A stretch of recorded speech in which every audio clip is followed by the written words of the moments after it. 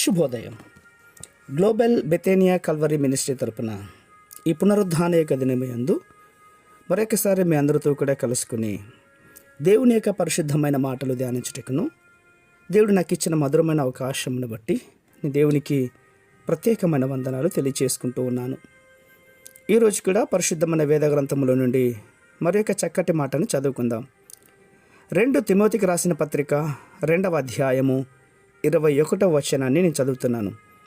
దయచేసి గమనించమని ప్రభు పేరిట మనవి చేస్తూ ఉన్నాను. 2 తిమోతికి రాసిన పత్రిక 2వ అధ్యాయము 21వ వచనము. ఎవడైనను వీటిలో చేరక తన్ను తాను పవిత్రపరచుకొనిన ఎడల వాడు పరిశుద్ధపరచబడి యజమానుడు వాడుకొనుటకు అర్హమైన ప్రతి సత్కార్యమునకు సిద్ధపరచబడి ఘనత నిమిత్తమై పాత్రయై ఉండును. దేవునికి స్తోత్రం కలుగునుగాక. అవును ప్రియులారా, ఒక వ్యక్తి యోగ్యునిగా, శ్రేష్ఠునిగా, ప్రయోజకునిగా, దేవుడు వాడుకునే పాత్రగా సిద్ధపడాలంటే అతడు ఆధ్యాత్మిక జీవితమును కలిగి జీవించాలి. అవును, మనిషి హృదయం అన్నిటికంటే మోసకరమైనటువంటిది. అది ఘోరమైన వ్యాధి గలదని ఇర్మియా ప్రవక్త మాట్లాడుతూ ఉన్నాడు. అందును బట్టి మానవుడు తన పాపాన్ని తన హృదయంలో దాచుకుంటాడు, కప్పుకొనడానికి ప్రయత్నం చేస్తాడు. పాపం దాచుకొని పైకి మంచివాడిగా కనబడటం మనిషి యొక్క నైజం అది.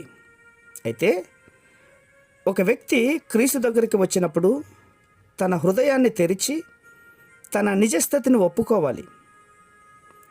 విశ్వాసం ద్వారా తన హృదయాన్ని క్రీస్తు రక్తంతో కడుక్కోవాలి.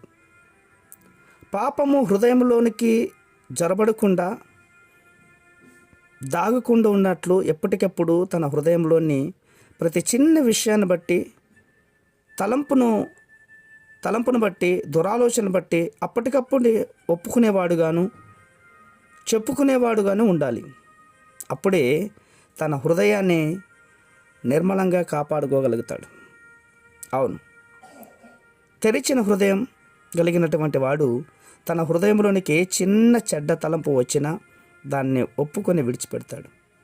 తనలోని పోరాటాలను, శోధనల గురించి ఇతరులతో చెప్పుకొని ప్రార్థన కోరుతాడు.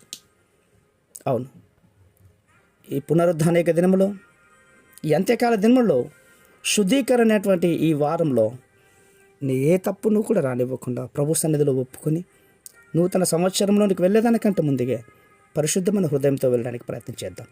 అట్టి కృప దేవుడు దయచేయునుగాక. మహాపరిశుద్ధుడా, విత్తబడిన మాటలు మా జీవితంలో నీరు కట్టి ఫలింపచేటుకు సహాయం చేయండి. ధ్యానిస్తున్న వారందరూ కూడా ప్రభువా, మీరు వాడుకునే పాత్రలుగా తయారు చేసుకోమని నూతన సంవత్సరంలో నూతన ఆశీర్వాదాలతో మెండుగా మీరు నడిపించబోతున్నందుకే స్తోత్రాలు అర్పించుకుంటూ చిన్న ప్రార్థనను మా రక్షకుని యేసయ్య బట్టి అడిగి వేడుకొని పొందుతున్నాం మా తండ్రి. ఆమేన్, ఆమేన్, ఆమేన్.